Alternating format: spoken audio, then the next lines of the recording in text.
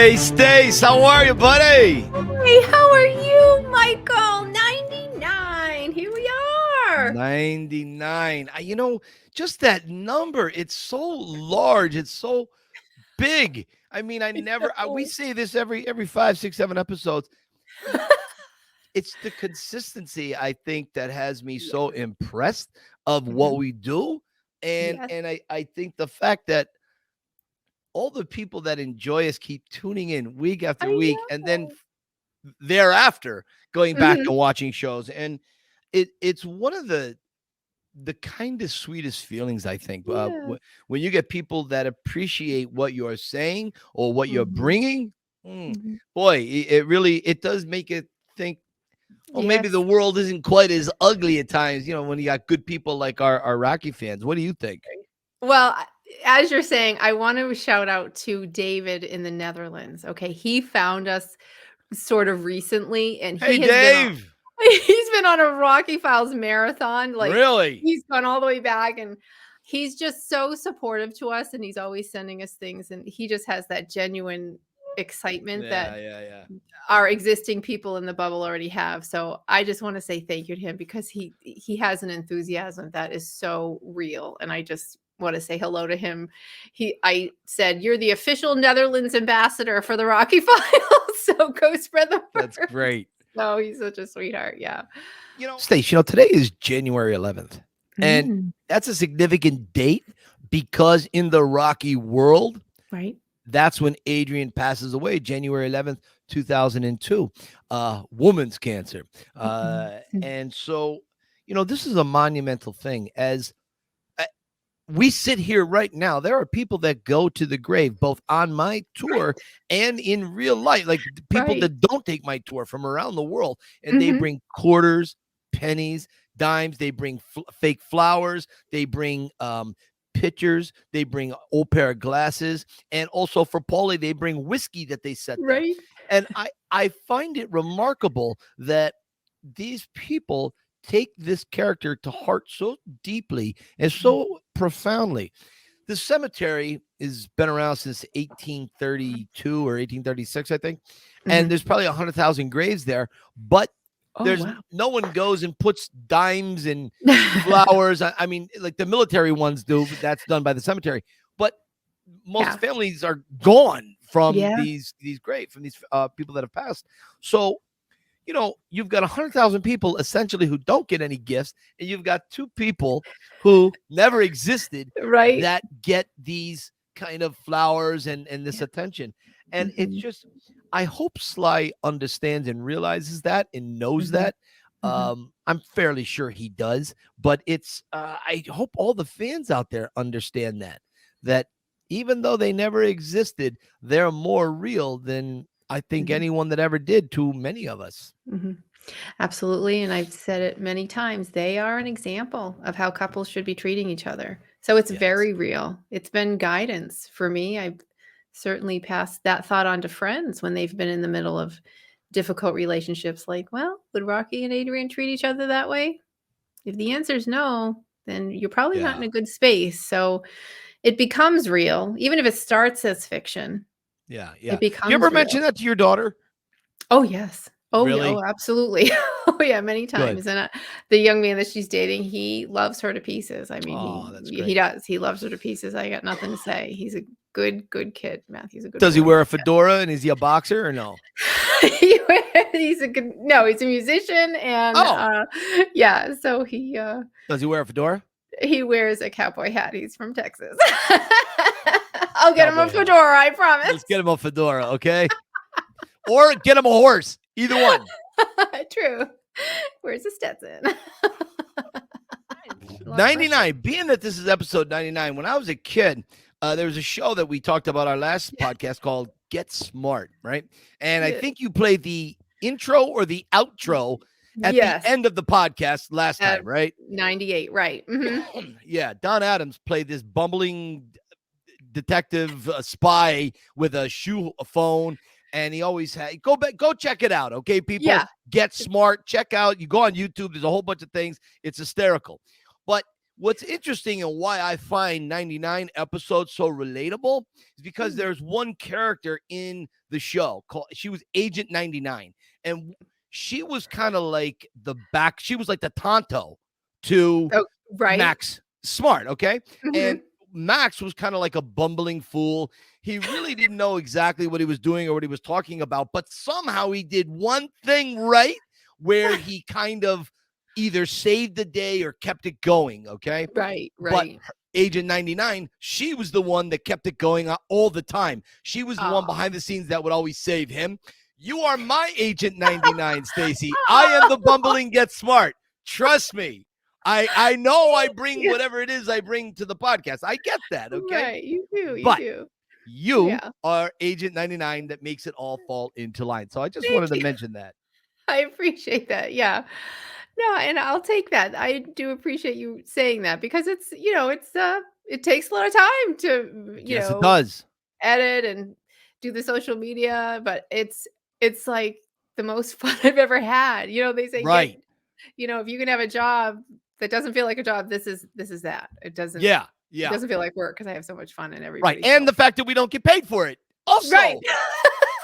kind of, well, I guess that makes it seem not like work. But hey, anyways, in 1999, Sly did not have a movie out, but he was doing some interviews. And one in particular, Inside the Actor Circle with James, the Actor Studio with James Lipton. Right. And man, I'm telling you, I was just trying to look now on YouTube to find a clip to throw up here, but I couldn't find it anywhere. I do have it recorded on a DVD somewhere. So maybe, Stace, I'll see if I can get that to you. But I don't know that I can get it to you in time for the show. But if I can, I will. It's one of Sly's best interviews. Best interviews. It was really, really good. So you guys check it out if you can somehow. It was season 3 or season 6 of Inside the Actor Studio. Now, Stacy, you also had a birthday and you got a bunch of videos from some of our biggest, best, and most awesome peeps in the Rocky Bubble. I did.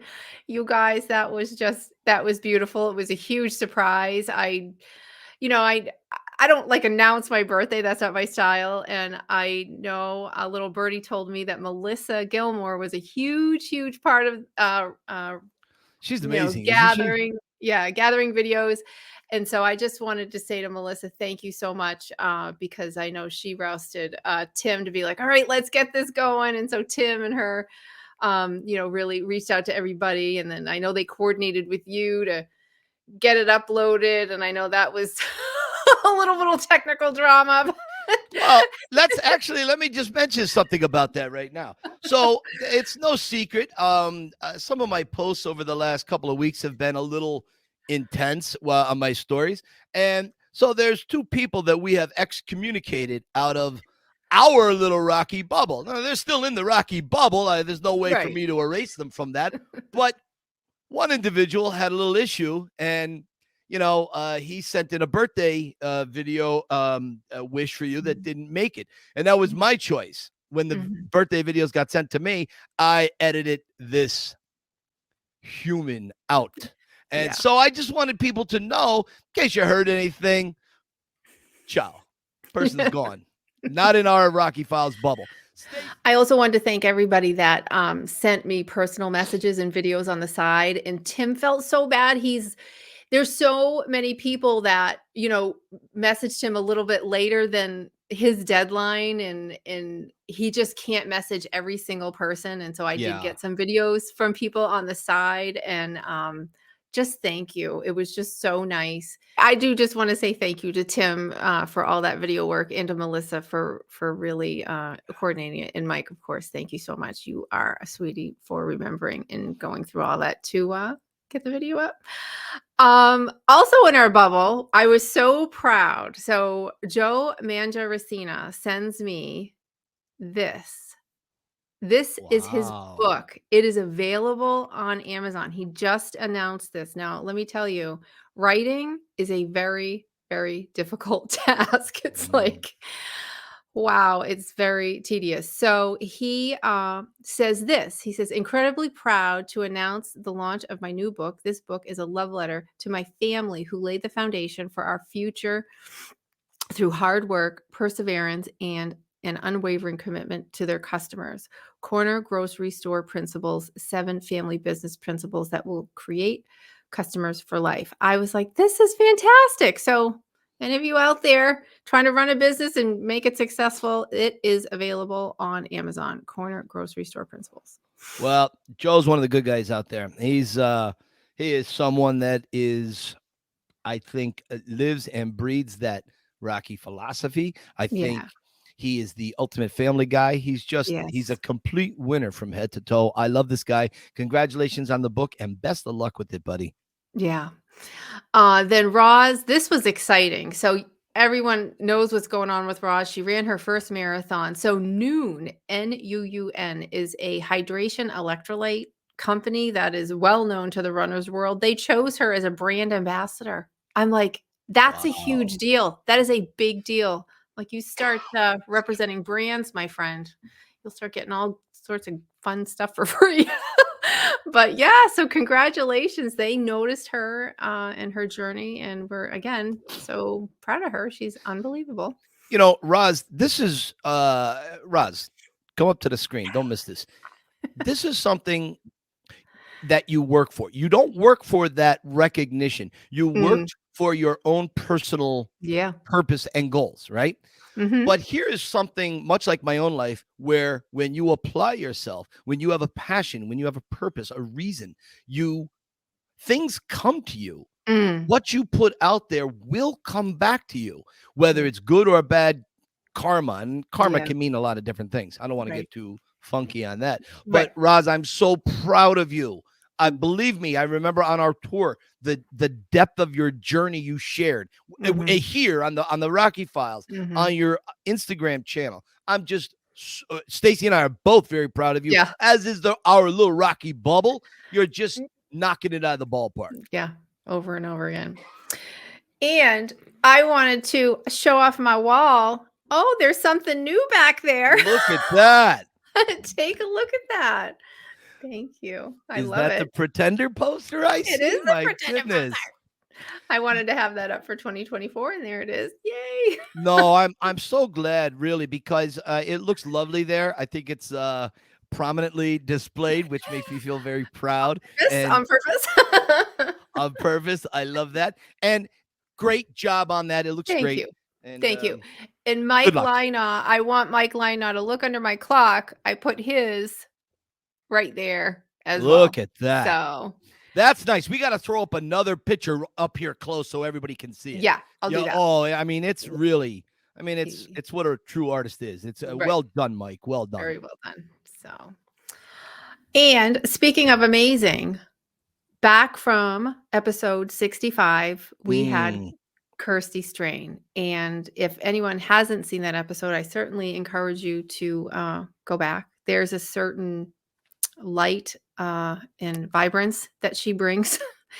And she's a communications coach. And as she's on here with us today, it'll be no surprise why her ability to speak and communicate what's on her heart and in her mind is, she has a special precision to being able to do that. I'm always so impressed by. So she is doing communication coaching. To give you an example of her spirit, we're going to play this 1-minute video right here. Hang on with us. The greatest gift we have to offer is the gift of ourselves. Stepping into our own worthiness and our own uniqueness so that we can express ourselves wholly and truly in every moment. I'm Kirsty Strain and I'm a voice and communications coach. I create a safe and helpful space for people to achieve their goals. I work with individuals, teams and senior leaders, guiding them through a supportive process designed to create connection and to communicate with confidence. Whether it's a pitch, a presentation, a performance, a one-to-one meeting, whether you are speaking to a large arena full of people or to an individual, it's all a conversation and it's all relational. Using a combination of skills and strategies I have developed over my 15 years as an actor, alongside my vocal training and modern communication techniques, I will guide you to a place of presence and authenticity so that you can speak with effortless ease and feel that you are absolutely communicating effectively and successfully in every interaction whilst being confidently you. You see, Stacy, I'm already relaxed. I know. I know. I feel like Shaggy from Scooby-Doo. Yeah. Like, wow, man. It's Right. there's a thing. See, Sue and I are not very relaxed people. Our brains, and I mean that in the sense that our brains don't shut off. Right. Our brains are always going. Stallone calls it roof brain chatter. I've always referred to it as a spinning old-fashioned Rolodex in our mind. The cards keep flipping and flipping, and they don't stop. Gotcha. Even when you're so. I kind of crave those paths that I could walk to get myself to be more calm. Maybe not so much in my actions. I'm a very I don't know. Maybe that's part of just who I am. But when I want to shut down, you see, I can't. And it's very, very difficult to do that. So Kirsty is someone, when she begins to speak, she commands in a way that is so gentle, but you're compelled to listen to her in a relaxed way. And I wanted her to come on because, there's a lot of things that have been going on in my life over the last couple of months. People that have been rather unkind and unfair to me. They had used my friendship for their own narcissistic, opportunistic gains. And although I saw these people coming a mile away, it still bugs me, right? And so I want to just talk with her and just see how she's handled things like this in life and just hear from her. Now, I've had the opportunity to reach out to her and send her voice messages and email or text messages and whatever, and it always makes my day better. My day never gets worse from then, so hey, Stacy. Hey, is our guest here? She is. She is? Yes. Let's bring her in. Please. Hang on, darling. Hey, there you are. Hello, guys.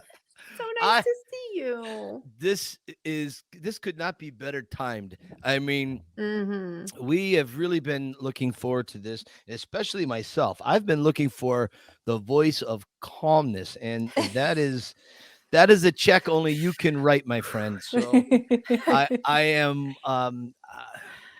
just Stacy and I both want to pick your brain on a few things. But first of all, how are you doing? How's the new year treating you? I'm doing good. I think there's something going on in 2024. I think it's like testing it's just testing what you've learned from last year. It's sort of, I feel tested, but I feel like I'm doing all right with it. Nice. Like I'm like, you know what? I see you. I see what you're doing 2024. I see you want to know if I've learned my lesson from last year or not. So here we are. Yeah. So that's where we're at. So we've come into, this is where we are right now. Biggest thing I'm doing is practicing presence. So we're here. And this is the only thing that's happening right now is you guys and me. And I'm so excited for that. You see, excuse me. Oh, I feel for you with this. I know. I'm just going to keep rolling with it. Stacy, this is exactly, look at me how bad I'm sweating now. It's horrible. So I'm like a one-legged man in an ass-kicking contest. I'm sweating horribly. Okay, Stacy, this is exactly what she just said. Yeah. You see, being present. This is another thing I have such a hard time with, is to be as present as possible. And I find that on my tours. What about you, Stace? Do you ever find it difficult to be in the moment fully? Oh my goodness. 100%. Your mind's always thinking about what was and what will be. And now you're worried or you're regretting. And if you just stay in the moment, there's none of those things. And Kirsty, I've been watching your posts and congratulations on the launch of your business. And I saw you, when you were creating your logo with the little mouth speaking and the communication coach. I'm just so proud of you. And I just love that you're just going to spread that light all over and you're just a perfect spirit for it. But yeah, the mind racing, like how do you stop? Like, how do you stop the wheel? It's this hamster wheel of regret from the past and, oh my God, the scenario making for the future. well, what if it also all works out? You know, it could also work out just perfectly. So like, how do you get through those moments? For me, it's like, it's all about breath, first of all, breathing. I've got to breathe. I've got to settle my breath down. And just because the minute I drop the breath down into what we call diaphragmatic breathing, belly breathing, abdominal breathing, that's going to work with my parasympathetic nervous system, and it's going to regulate me. So that just brings me right back into my body as well. Because if I'm breathing up in my chest and it's shallow, I'm not fully present in my body. So that's first. And then it's like a focus in and a zero in on where I am right now and who I'm with right now and what the purpose of this is all about. And I give the meaning to that. So right now I'm focusing my attention completely with you guys, to be with you, to hear you and be with you. And that's amazing for me, because that's the privilege of this moment, that we get to share this time together. So that's where I take my focus, and I sort of zero myself into this exchange, and I just let myself just be here, and then everything else slowly, because I'm on purpose, just settles down and it drifts away, and then we just stay here with this, and it's moment by moment by moment.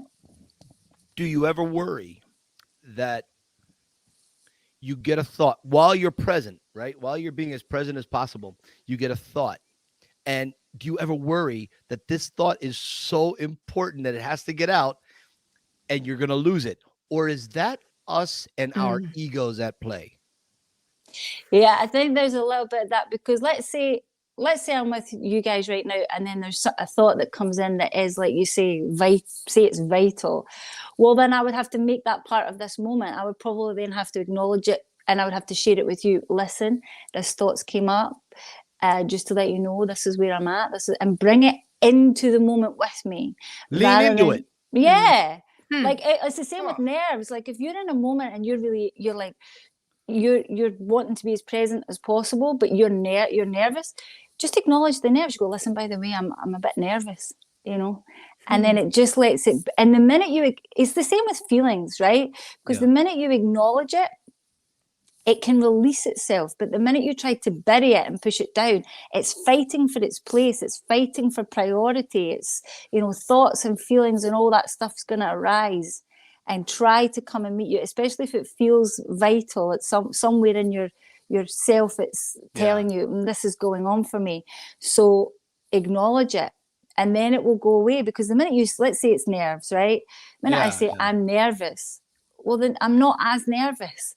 Because I've released it, I've acknowledged it. It's part of this moment, and we make it part of the present moment. So if there's something that you can't just leave to the side that isn't part of this moment, and it's really there festering with you, then acknowledge it and make it part of the moment and bring it into presence, I would say. I like that.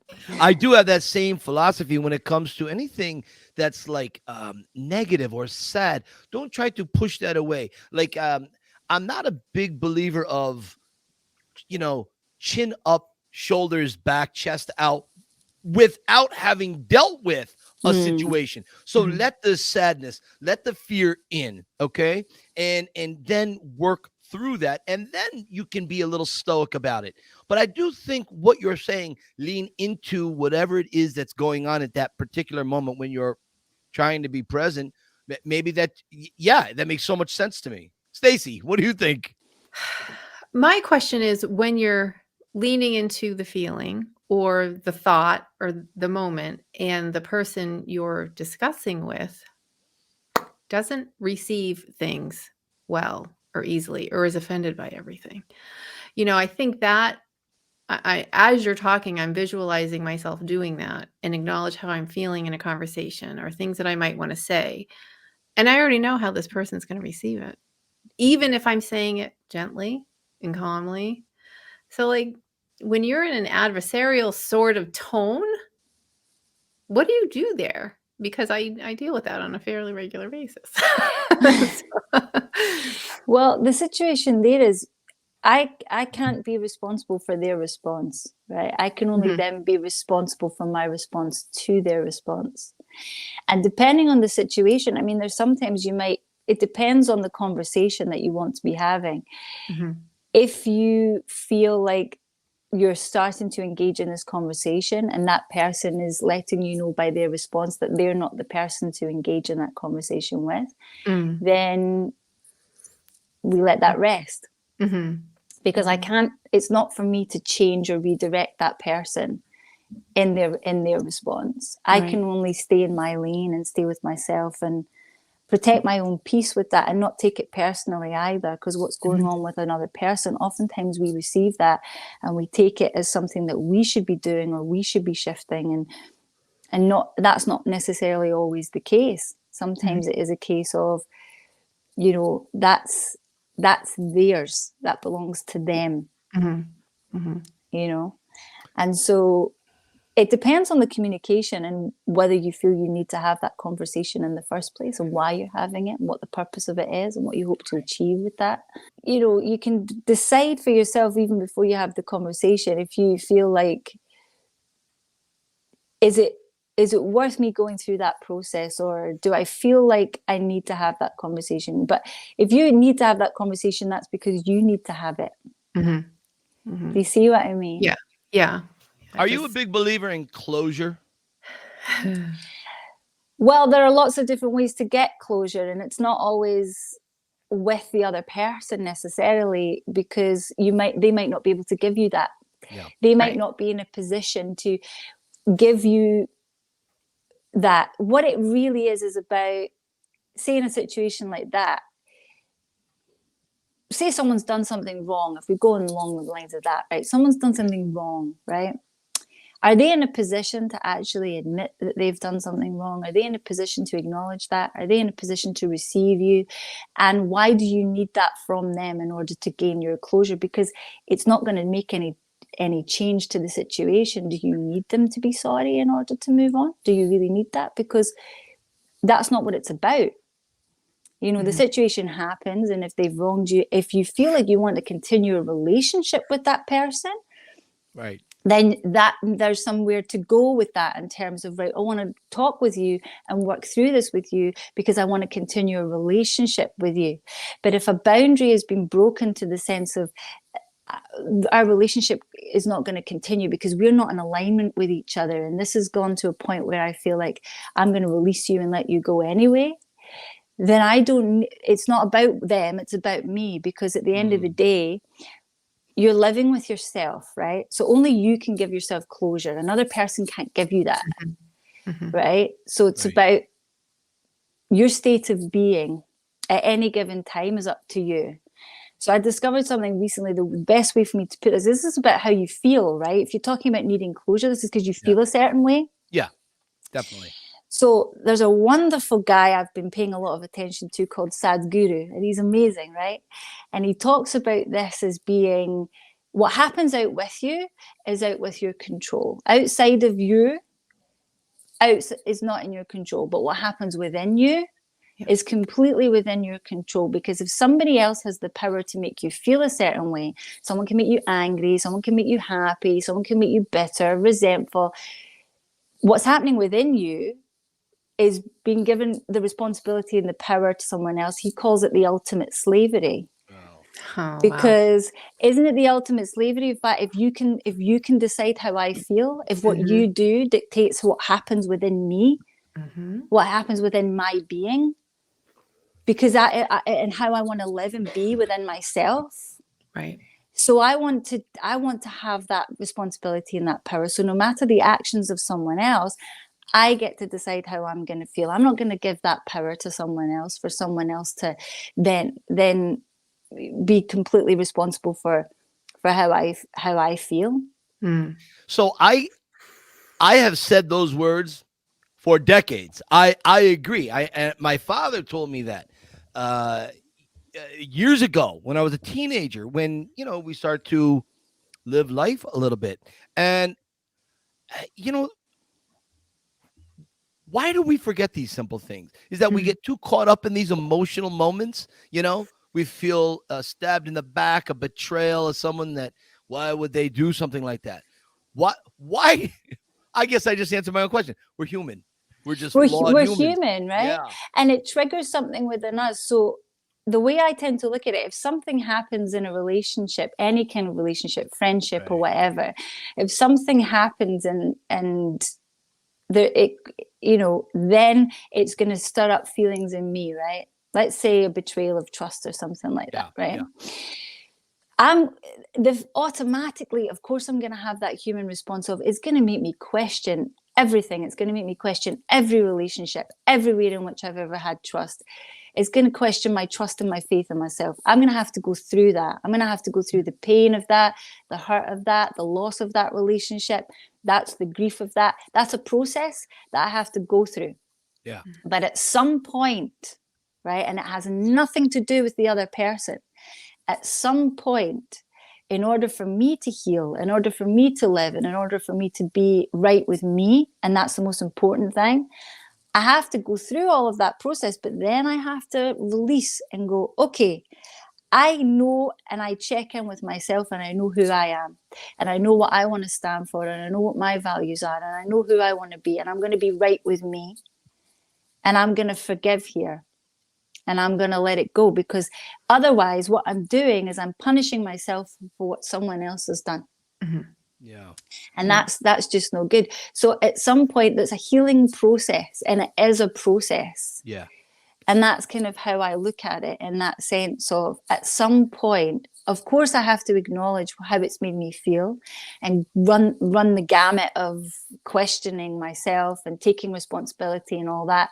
But at some point, in order to come into a place of alignment with me so that I can live well, I'm going to have to let that go. And for me, I would want to do that lovingly, because there's another guy that I've been listening to a lot of teachers and philosophers and different people. There's another brilliant guy called Ramdas.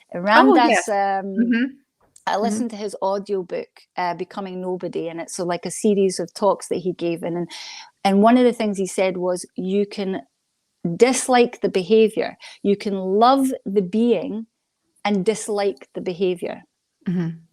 So when we have behaviors, we're and acknowledging as well that I have the capacity for everything. As human beings, we have the capacity for all things. So if I can recognize that within myself, it's a choice that I make, right? Also, then, by understanding the other person, if they're reacting or doing something in a certain way, it's probably there's probably reasons within them why they're doing that, out of fear, out of insecurity.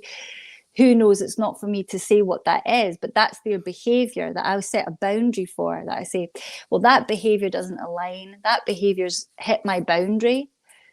Lovingly, that's crossed my line. Mm-hmm. So lovingly, if we can't work through this, I release you and say thank you very much for the time that we've had. Lovingly. Yeah. Wow. Because that protects my peace. Yeah. See, Stacy, this is exactly what I needed to hear. I know.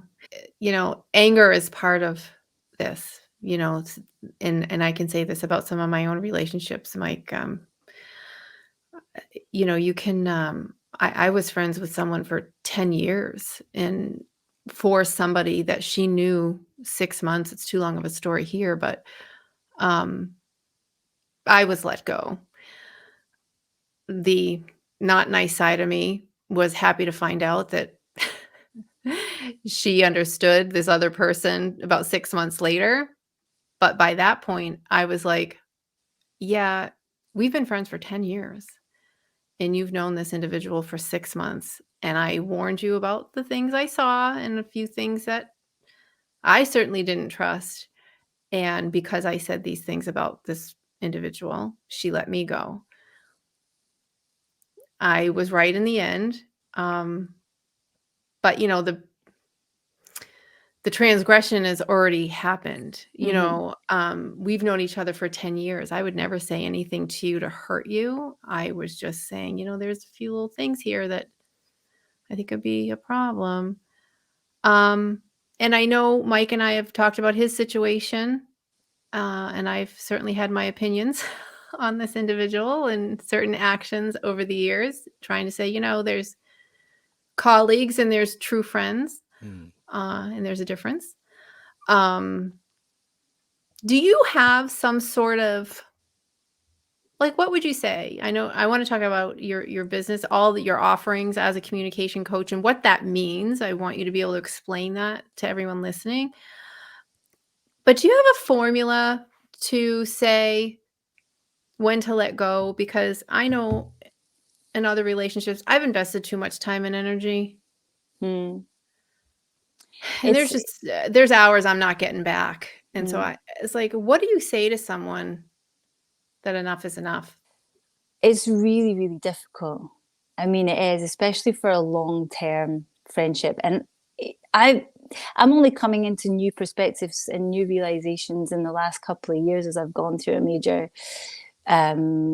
deep dive into a healing process and personal development. And I haven't always handled relationships and friendships well. One situation in particular, I would say, as a communication, I work in communication, right? And I didn't have the conversation. I didn't have the conversation with them. I just stopped communicating with them. Okay. I just stopped communicating with them. And I thought, if they question that, then we'll have a conversation. They didn't come and they didn't question that. And that told me everything, because I had my reasons why. The bottom line is, at the time that I cut the communication, I didn't have capacity for that confrontation. I didn't have the physical or the emotional capacity to have the conversation as to why I needed to take that step back. Right? I took the step back lovingly. I still love this person. I wish them absolute well in their life. I really do. And I'm not carrying it around with me. But as a grown woman, would it have been better for me to actually acknowledge and say, listen, this is how I feel, and I don't, these are the issues and this is what's happening here, and have the conversation with them about it? That's probably the one thing I would say, if we're looking at, have I done everything I could? Right. Scenario. That's the one thing I didn't do. But at the same time, I took it as, when that person did not come to me and say, I haven't heard from you in a while, what's going on?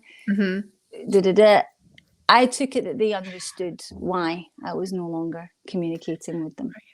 Well, I think people know, right? Like, if someone's going to pretend that they don't know why, that's just not honest. Like, you know why this person is angry. You know why this person just stopped communicating with you.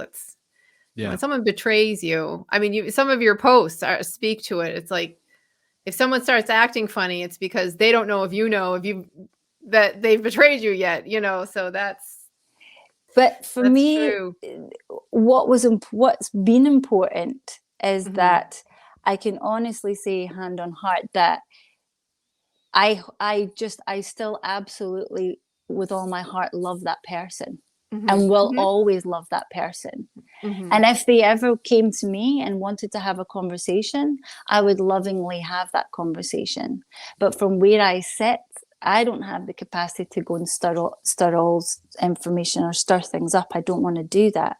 However, if they wanted to open a doorway and they felt enough and they wanted to, I would have that communication, but they would have to do that. Otherwise, I'm just going to keep the distance as it is to protect my own peace. Right. But it's completely lovingly, because that's so important to me, because I love, the relationship I had with them was so lengthy and was so full of love that love doesn't just disappear. It doesn't just turn into something else, and I don't want it to. It is what it is. Yeah. And so sometimes relationships are like that as well. Not every relationship is forever. Sometimes people come into your life for a certain period of time. Right. You end up not being in alignment with each other anymore. You grow apart, things change. And as long as, from my perspective, how I want to live and how I want to conduct myself, as long as I can have that separation lovingly. Now, it might have been more loving to be able to say that to the person. But where I was at in my mental health at that time, and where I was at in my physical health at that time, I didn't have the capacity for that. And they also didn't come looking for that explanation. So I just took that as, okay, I'm just going to allow myself to have some peace here and just let it be and let it rest and go on about my life over here. To me, it sounds a lot like the Rocky philosophy, where you keep moving forward and perseverance. And I know that Rocky philosophy is something you've had in your life for a long time. Mm-hmm. Yeah, I think it is that. And I think, you know, at the same time, you know, if we take the Balboa speech, right, about taking the hits, right, you got to be willing to, you know, life ain't all sunshine and rainbows, and it is a mean and nasty place, right? Okay. But at the same time, if you know what you're worth, you go out and get what you're worth and not go making excuses saying you ain't where you want to be because of him or her or nobody, right? So if you know who you are and you know what your value system is and you know what you're about, True. Don't then say, well, I'm angry though because of them, or I'm in this state because they did that, or because that's what I mean. I agree. That's the Rocky philosophy right there. I'm That's not true. going to go into a state and then blame them for it. Because if I'm angry, that's on me. If I'm bitter, if I'm resentful, that's on me. If I'm holding grudges, that's on me. I don't want to live like that. I refuse to live like that. And I'm not going to make them the excuses to why I can have a temper and why I can be. Why I'm not going to, no. And I don't want that. So what is the state of being that I want to have? Who do I want to be? What do I want to stand for? What's important to me? I'm going to live that way. So I'm not talking trash about that person, by the way, ever. I'll only ever say good things about that person. Someone talks to me about that person, brings them up, I love them. They were a great friend to me for a long time. Because why? I'm not going to do anything else or say anything else. No chance. I'm not going to twist and turn things and move things. It was a particular situation. It went how it went. It's between me and them. And unfortunately, it just created too much of an emotional position that I couldn't be in. So lovingly, we separate. That's it. Last question on this, and then I want to talk about your business. So, last thing, what if you then realize the whole friendship was all about manipulation and you were just used? There was no true friendship. Give me something to chew on that to make my brain a little better. Well, then, isn't it fortunate that you discovered that so that they can leave your life and it's no longer happening to you? Isn't it a gift of a lesson? Isn't there a gift in that lesson to say, well, thank you for the gift of teaching me about that aspect of people, and also to feel for them? Because I tell you, someone only does that kind of behavior only comes from a place of lack within them, only comes from a place of not enough. I don't have enough. I'm not enough. I have to, take and because if I'm enough as I am, right, and I'm totally here, I don't need to do that. I don't need to behave that way. Why would I, in my actions, behave that way if I wasn't a scroungy, needy, anyone who's in that manipulative state? I'm sorry for them, because they're living in a place of never enough.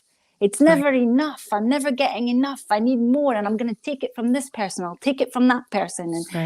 And what a shame for them that is how they are living. And what a brilliant gift it is for you to now realize and recognize that, so you're no longer a party to that situation. You can be separate from it now, and it's not happening to you anymore. Kirsty, did you notice right here on me, big weight is off my shoulders now? What you just said really is something I already know, but I forgot it. I didn't allow myself to think about it. And you're right. It was a gift they gave me to remind me how human nature can be. And I asked you for something to give me to chew on, and you gave me an entire meal. And I thank you, and I love you for that. I really, really do. Now, enough of all of that stuff. I want to hear I want to hear where you're at. What are you doing? What's happening? Well, I'm just trucking along. I've been working in coaching now for a good number of years. And so I just started to take that a bit further. So ultimately, all it really was, nothing much has changed. It's just that, you know, the website needed an overhaul, and I started to feel like I needed to be a little bit more vocal about what I was doing from a coaching perspective. You know, it's really just that I've just been embracing the coaching side of my life, and that's been an interesting journey, because obviously I'm still an actor, but my focus hasn't been on that as strongly. And so there's been a great reward for me in the coaching side of things, but I've changed a lot in the last couple of years. Really? I've done a lot of growing and development and healing, and worked through an awful lot of stuff, and it totally shifts my perspective. And so because of that, of course, that's going to then inform the work that I do, and inform the life that I lead. It's going to make me make different choices. And what you're doing is not necessarily just for actors or actresses. It's for anyone that has to kind of communicate and speak in the public, right? Yeah, absolutely. I work with people in all industries across the board, you know, looking at voice and communication, but it's actually deeper than that, because as I've started to really dive into this process, and what I've realized about communication is, it's so personal, and we use of ourselves to communicate. It's an extension and expression of ourselves. So as I start to work with people on communication specifically, it does go into a very personal, depthful level, because they start to align with themselves and connect with themselves and make realizations for themselves about just that, about who they are and what they want to express, and to be able to find their true voice of who they are and be able to express that confidently. You know, a lot of the time people are living with social masks, and a lot of anxiety around speaking and communicating, and a lot of discomfort with it. And so it's to make conversation and communication effortless. And also what that does is it changes and shapes relationships, both personally and professionally. So it's for anyone that is struggling in any area, both personally and professionally, to fully communicate effectively, or they feel themselves a discomfort with communicating, with a nervousness or an anxiety or an awkwardness. And it's about being able to remove that so that it brings them confidence and groundedness in any situation. There's another thing I always say to people: no matter how dark a situation may be, there's light within it. There is something within it that you can take. And as you ignite that light and give that the power and give that the attention, that light expands and grows and magnetizes, and then something from that is born. If you focus on the dark aspect will also grow. You plant a seed, it's going to grow, right? So what you water, what you feed will grow. Right. So feed into your light, feed into your truth, feed into who you are, and release that which is of no service to you. If it's of no help to you and it's of no service to you, let it go, and let it go lovingly. I am such a big proponent. I am always telling people, let go of that negativity. Let it go. I say it all the time. Yeah. Why? Why can't I take it myself, my own advice? Oh, that's every single person. I do that too. Nature, Yeah. Right? Yeah. You need this you need that time beforehand, right? It's like we talked about it last time when we were talking about, we were doing it. It was through failure. We were talking about grieving the losses, right? We were talking about that last time. And this is no different. It's the same thing. You have to feel it first. Yeah. Right? You have to acknowledge how you feel. Right. Because you're that's how you feel, and that's okay. But at what point is it then becoming something that is festering and lingering and poisoning and weighing you down and being unhealthy and unhelpful? Right. At what point then, and at that point, do you go, well, I totally acknowledge this. I totally get why I feel like this. But for me and what I want to do in my life and my future, it doesn't serve me to continue in this way. So I must transmute it. I must change it. I must reframe it. I must find a way to love myself through it. Right. You know? That's amazing. Amazing. All right. I want you to tell us a little bit about the West Highland Way. Aha! So I'm preparing for this. So the West Highland Way, it's not quite 160 kilometers. I think it's just shy of that. It's a trail through Scotland, and it's quite a lot. It's quite a long trail, really. For me, it's going to be a challenge because I'm only just at the beginnings of my physical rehabilitation, shall we say. So I started walking every day, and it's really therapeutic. I really find the benefits for me physically and mentally. And I realized that I wanted to, now that I was physically well enough and in a position where I could start physical rehabilitation and to have the health that I now have, I wanted to do something worthy of that and do something and contribute something and challenge myself at the same time. So what my plan is to do the West Highland Way in April as a charity walk. Mm-hmm. So I'll be walking for charity, and it makes me accountable for it. But it's kind of grown and expanded since then. So there's a couple of aspects to how it's changed in that basically the charity that I'm doing it for is now changed, and the intentions behind it have now changed because my cousin, who's also one of my dearest friends in the world, we're really, really close, has cancer. She has breast cancer.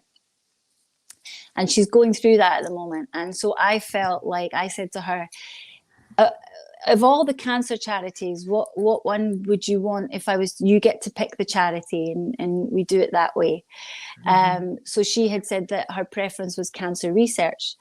So, but alongside that, there's an organization called Midies Centres, and they support people in their experience with cancer and as they're going through it. So I feel like what's going to happen is I'm going to do it as a dual charity walk for both of those charities, because one is in support of the mental health, which is the Midies Centres, and the other is in support of research and treatment to prolong life and save lives through cancer research. Right. So it's looking at both the physical aspects of what's happening there and the mental health aspects.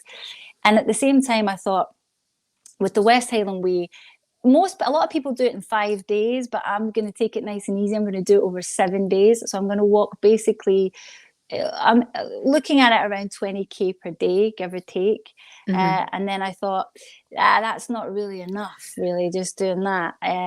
So I thought my plan now is, and I only just decided this in the last day or so, so I haven't announced anything yet, I haven't opened the fundraiser yet, but the plan is I'm going to open the fundraiser, and throughout the entire year I'm going to do different challenges. I'm going to challenge myself throughout the entire year and keep the fundraiser open until the end of the year. So from around April it's going to open, so I'm going to do things like I'm going to do a bungee jump, I'm going to do a skydive, maybe I'll do a sponsored silence. I could be doing with shutting up a little bit sometimes. You're adorable. But basically, I'm going to look to do different challenges. Like I'd love to do larger hills and, start doing different Monroes. So each hill would be, bigger than the last one. And so I'll be doing a lot of different walks alongside the West Highland Way and trying to tackle some big Monroes and things like that. So essentially throughout the entire year, I'll just keep talking about these different challenges and different ways in which I'm going to challenge myself, not just physically, but probably, just in terms of my nature and anything that I'm a little bit scared of or apprehensive about. I'll make myself vulnerable and I'll do. So it's a year of one step at a time, one challenge at a time. But I think that way we're raising awareness throughout the year. And it just felt right to me, because originally I was going to go in support of a charity that supports people with long-term chronic ill health and their mental health. But when all of this situation happened with my cousin, I just felt like in support of her and everyone else who goes through this, it just seemed like the most fitting.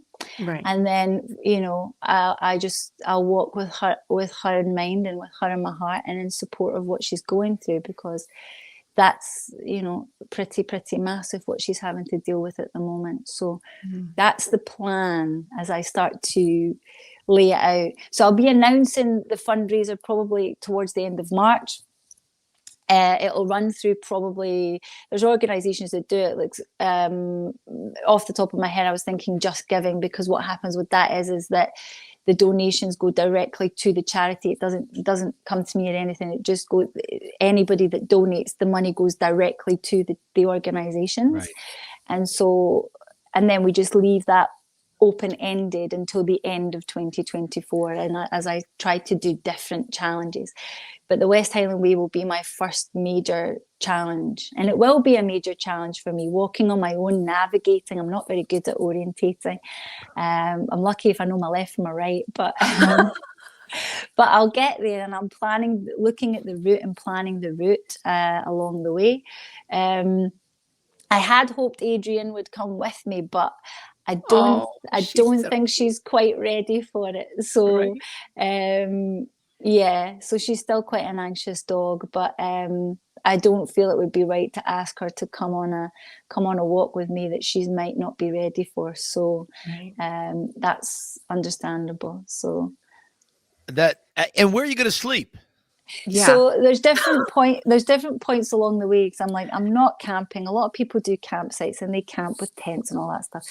No, I wouldn't trust myself to do that. So there's different stops along the way where there's accommodation. So that's what I mean. I'm planning my route along where there's certain lodgings, and then I'll just, guest houses and B&Bs and those kinds of places. So I'll plan the route to stop at certain places where there's amenities and where there's places to stay, and do it that way. So it'll be over the course of 7 days. 7 days. Gotcha.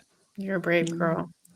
Man, so, man. So planning to try and get it all booked and organised to do it the last week of April, because that's before the Midies come.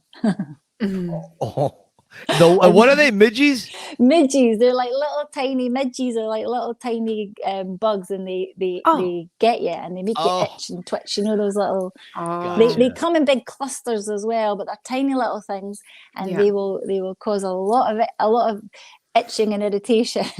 I thought they were like Scottish fairies that take you to another world. If there were Scottish fairies taking me to another world, I'd wait till they were in season. That's insane. I love it. Jesus. So last thing that I wanted to just ask you, I've seen you take these ice cold baths and the breathing. Do they work? I haven't done too much of that. I've done it a couple of times. It's amazing once you're in. I know people that do it every day. I know people that do it every single day. I don't know that I could do it every day. I don't even know if I could do it every week. Yeah. It's just when I've been on certain retreats and I've gone to certain places, they advocate it, and then I've done it when I've been with them, or I've had friends take me out into open water, because the water here will do it for you, I'll tell you. But so if you get your breathing right, and once you're in, it is quite a euphoric feeling, because once you get in there and you regulate, your system regulates, again, because you're using your breath, then it does feel really quite amazing. Wow. It really does, and it is quite a therapeutic thing. But I'm quite cold averse, so it takes a lot for me to work up to doing it. So it's not something that I personally do as a regular practice, but I'm heavily interested in breath work and the power of the breath and what it can do for you, and how it can regulate you, and the healing modalities, the different types of breath work there are for different purposes. So when you really use your breath and go in the cold, it's quite a fascinating experience. Amazing. Cold averse. That's a good way to put it. I really am. Stacy's cold averse. You wouldn't think I would be. Being from Scotland as well, it's quite odd. I've seen your winter coat. I think your winter coat weighs more than you. Yeah. Well, I got a new one, so that it was waterproof for any rainy season. And the hood on that is massive. Right. Has to be. It's like New England. I mean, my New England coat is significant, so I can stay warm. I can't stand the cold. It's so It's painful for Yeah. me anyway. Yeah, it's more than just being cold. Stacy, anything else you want to bring up or mention that I forgot or didn't before we let Kirsty get on with her evening? What's funny about this part for me is everything that I want to say is going to dawn on me tomorrow, because everything that you say is so thought-provoking, and then you need the time to absorb what you said and then sort of reflect it back onto yourself. So, first of all, I just love how you challenge yourself and you make yourself accountable to these challenges, whether they be emotional, mental. You're doing this 7-day adventure, like things like that. I love that you have the discipline to hold yourself accountable, because I don't have that discipline. So that would definitely be something we could discuss, because after a while, I'm like, I'm good. I don't have that accountability discipline. I also like what you said, and this is for me, and I was actually going to be reaching out to you anyway, but I've sort of unofficially launched my own personal coaching because of what you said about who you are on the inside. And I said it in my post on my other account that I don't talk about much, You Were Wild Once, Don't Let Them Tame You. And I said, you are not lost. Nobody's lost. We're buried by cultural expectations, the voices of our parents, grandparents, bosses, teachers, whoever. But sometimes people need the permission to just be who they are. It's okay to say what you need to say, be who you are, and you don't owe anyone an apology for that. And as a nurse, I've been a nurse 30 years. I can't tell you how many times I've had that conversation because there's barriers to medical care, and often it's because of what other people are telling them to do, and they don't feel that they have the space to do what they need to do for themselves. And so, like you said, it's not just about talking. There's other layers that are showing up in the moment. And so I personally want to be able to bring that realization to people that you're not being you because you're listening. You're not getting the permission from your parents or what have you. I don't know if that makes sense, but that's what I want to bring, because I certainly lived not doing me for a very, very long time. So, and I appreciate what you said about that. That is definitely, that resonates with me. Well, I mean, that's so beautiful. And I'm so pleased to hear that that's what you're doing. I think it's such a universal thing, I think, for so many. I mean, I see it in the work that I do all the time. And also I lived through it myself as well. And even now it's a process. It's a never ending process in terms of growth. And it's about acceptance, I think, is the key component to that, both ways. Acceptance of oneself, if I can really accept who I am in this moment, but then also acceptance of others and where they're at, even if it's not in alignment with you. And that's not, and most of the time people are negotiating around that, and they're trying to make themselves fit what they think, because the acceptance, we crave connection. This is the thing. We're wired for connection. We're meant to. And so what happens is we start to just abandon ourselves, and we get conditioned by environment. We start to identify with, who we're told we are. And so that's why we end up having a lot of these behaviors that we see in people, because they're acting out of an insecurity. They're acting out of a fear state. They're acting out of this conditioning and this identification. And so that's not the being, that's the behavior. Right. And so it's the same thing. So when we talk about allowing yourself to be, it's about realigning and reconnecting with who you're being. Yes. And allowing that, and allowing the disagreement, if you like, or the misalignment of others, to the extent of, if you can regulate yourself, and this is what I'm in the practice of. I'm not all the way there yet, believe you me, I've got ways to go. But what I'm looking for, what I'm exploring, is how can I regulate myself?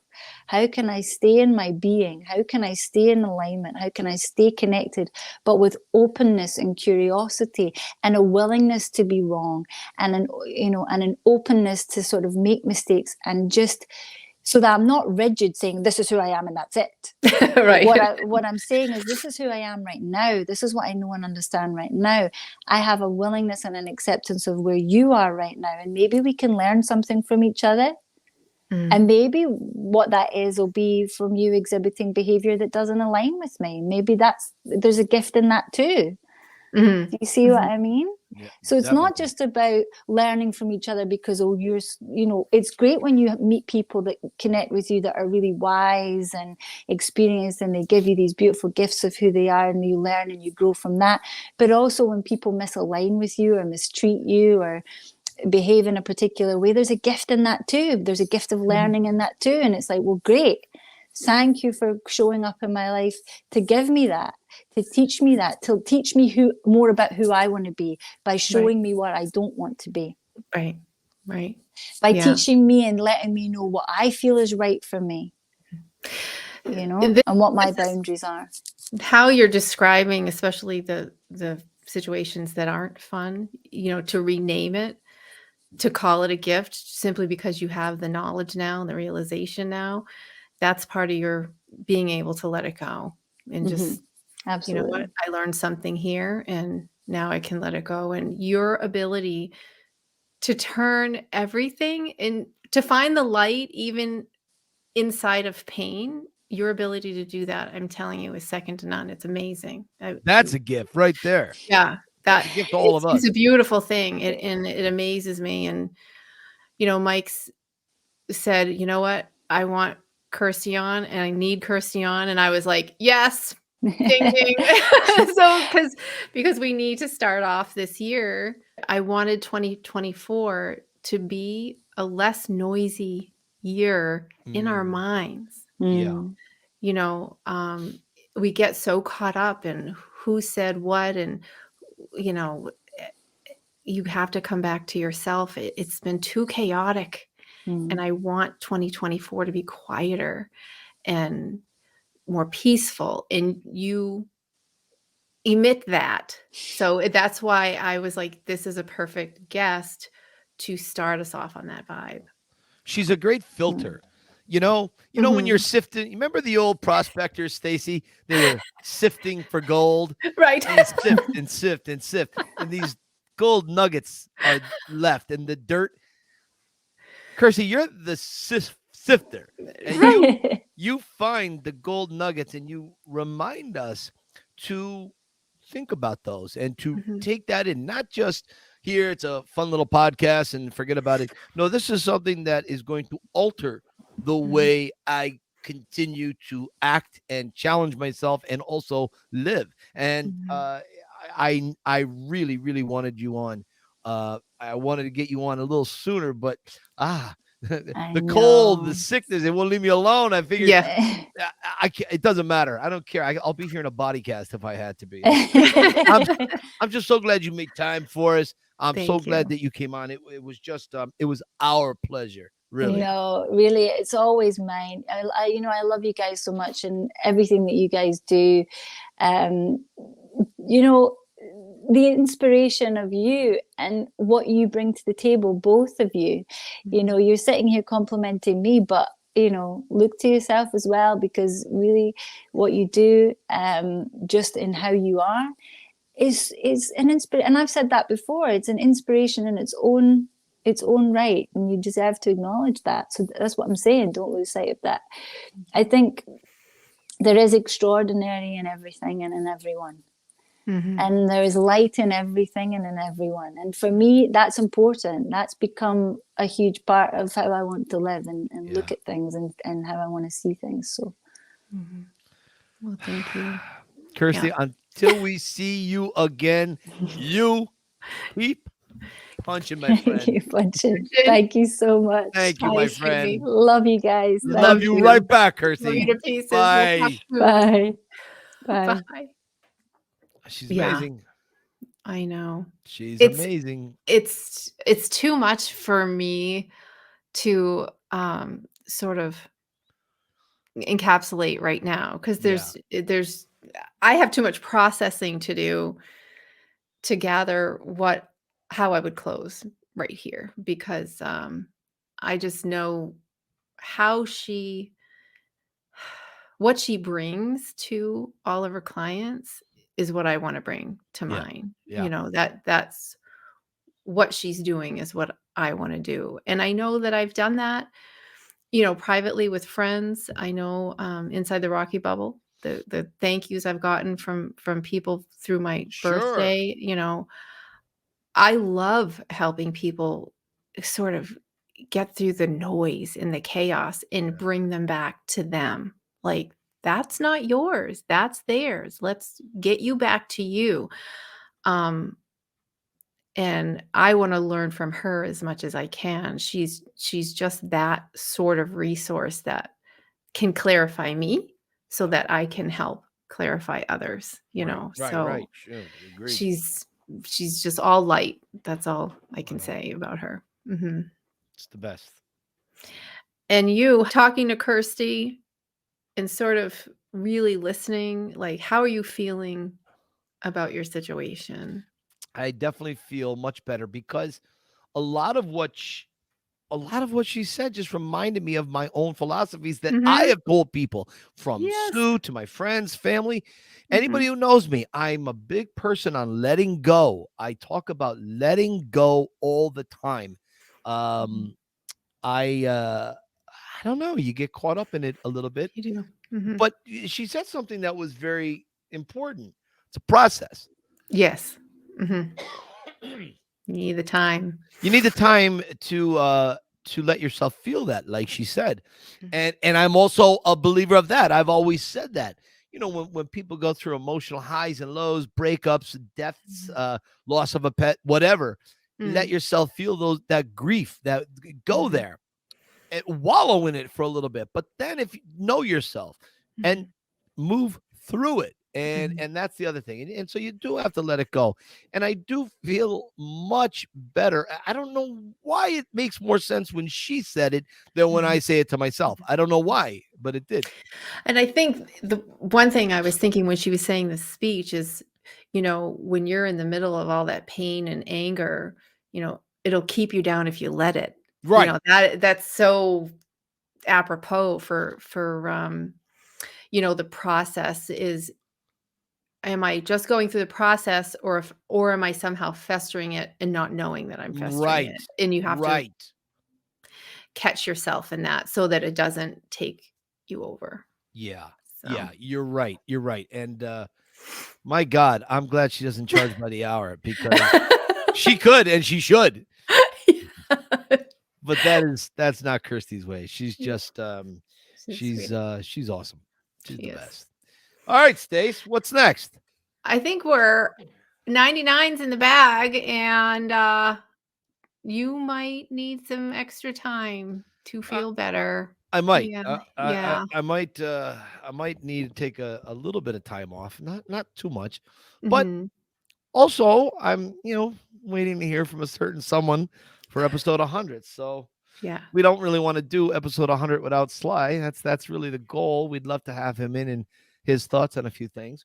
So maybe we'll do like 99A, 99B. Right. Like, would you guys like to do a watch party? Yeah. So it wouldn't necessarily be a Rocky Files podcast. It would be maybe we can do every week at the 7 o'clock hour. We could do a watch party until we do episode 100. Yeah. I don't know. That would be something. Everybody starts watching Rocky 1 at the same time, and we can either live chat it, and I don't know. We'll figure out a way we can do it. Right. But I thought that might be kind of fun, something to keep us relevant and around. So, Stacy, where can people find you? I am over at Had Me at Yo on Instagram, as well as the Rocky Files, and we are on Facebook at the Rocky Files Podcast. And Michael, what about you? The Yo Philly Film Tour on Instagram and on TikTok, and I wrote a little book called Cue the Rocky Music that you can get anywhere they sell books. There's that little cute little thing there. And also a little movie about myself, a documentary called The Pretender by the great Jimmy Toscano, who is someone I absolutely love and adore. There you go. The dream is real, people. Don't give it up. Perseverance is key. Yes, absolutely. All right, everybody. I'm out of All right, here. my I'm going to go to friend. bed. Go to bed. Take more meds. Sleep is good. And Stacy, I will see you next week. See you next week. Keep punching. Bye-bye.